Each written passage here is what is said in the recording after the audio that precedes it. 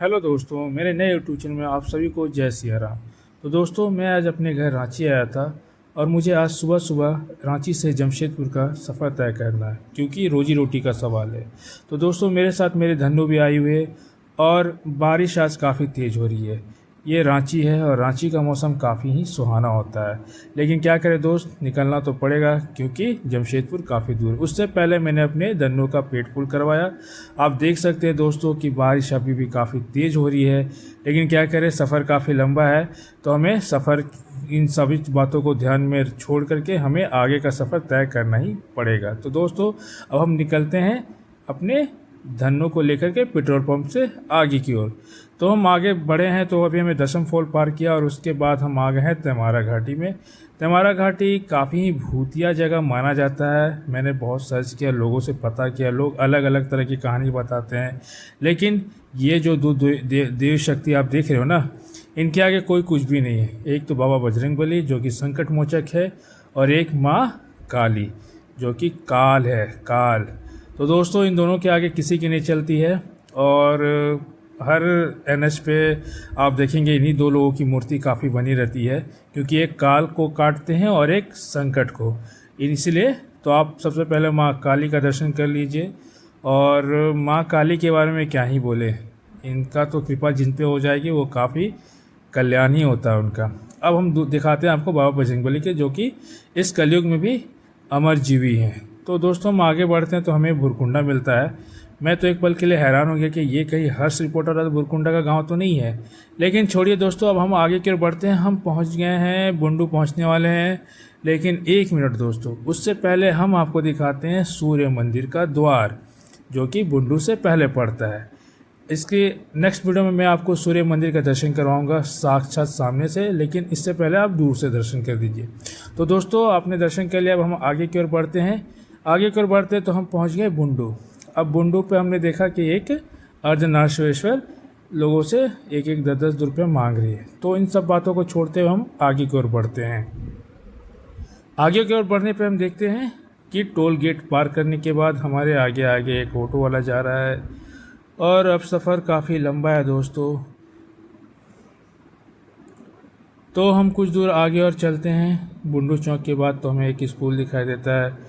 इनको देख करके तो मुझे अपना बचपन याद आ गया, जो काफ़ी अच्छा था, लेकिन अब जवानी को देखता हूँ तो लगता अंधकार में है। पता नहीं दोस्तों ऐसा क्यों बोल रहा हूँ, लेकिन मुझे हंसी भी आ रही है। खैर छोड़िए सब बातों को।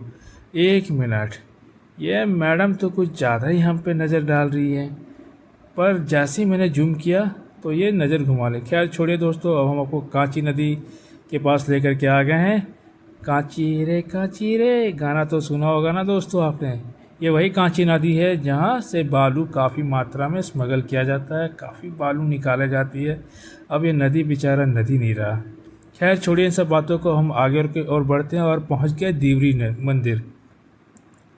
लेकिन इससे पहले एक होटल है, नाम तो नहीं लेना चाहता हूँ, लेकिन बोल देता हूँ, नुन्नू होटल। दोस्तों, अजीब नाम रख दिया। आप भी सोच रहे हो कि क्या बोल रहा है ये लड़का, लेकिन दोस्तों मैं किसी दिन उसी पे वीडियो बनाऊंगा उस होटल पे, लेकिन उससे पहले आप ये होटल देख लीजिए। क्या अजीब नाम रखता है होटल वाला भी, क्या सोच के नाम रखा होगा।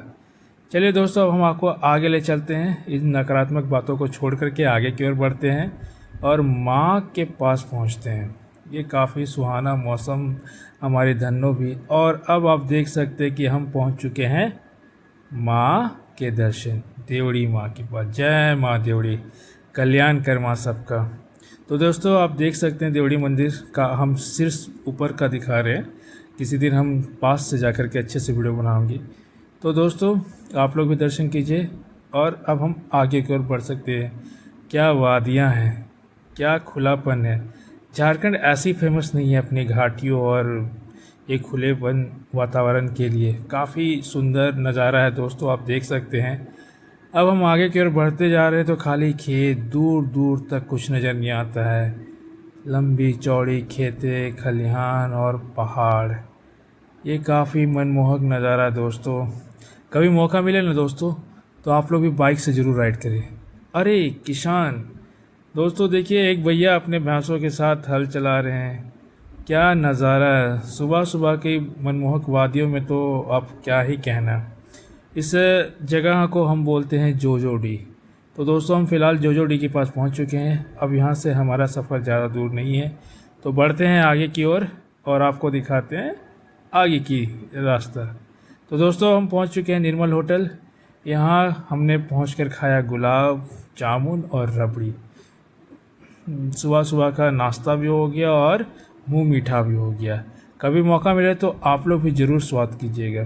तो आगे की ओर बढ़ते हैं तो देखा कि एक टांगे वाले भैया मस्त में मोबाइल फ़ोन से बात करते हुए अपने धनों के साथ आगे आ गए और हम अपने धनों के साथ उनको पीछे छोड़ते हुए आगे आगे निकल गए। आगे पहुंच के देखा तो पहुंच गए लौंड्रा। बोलने में भी शर्म आ रहा है, लेकिन क्या करें दोस्तों, नाम ही ऐसा है।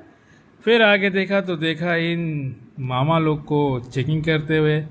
पता नहीं मामा लोग को कब अपने भगना लोग का कभी ध्यान ही नहीं रहता है। तो दोस्तों हम अब आगे बढ़ते हैं तो देखते हैं कि हम जमशेदपुर की वादियों में घुस चुके हैं, जो कि काफ़ी मनमोहक और आकर्षण भरा है। कभी मौका मिले ना दोस्तों तो आप लंबे टूर का राइड लेना हो तो इस NH33 में ज़रूर लें, वो भी दिन के समय, रात के समय नहीं, काफ़ी रात, क्योंकि रात में काफ़ी दुर्घटनाएं होती रहती है। तो दोस्तों हम जब निकले थे तो बारिश हो रही थी। अब यहाँ पहुँचे तो यहाँ भी बादलें छाने लगी है। लगता है आजिंदे देव हमसे कुछ ज़्यादा ही नाराज़ है। खैर चलिए, जितना जल्दी हो सके हम वहाँ पहुँचते हैं अपने मंजिल की ओर, क्योंकि हमें टाइम से ड्यूटी भी ज्वाइन करना है।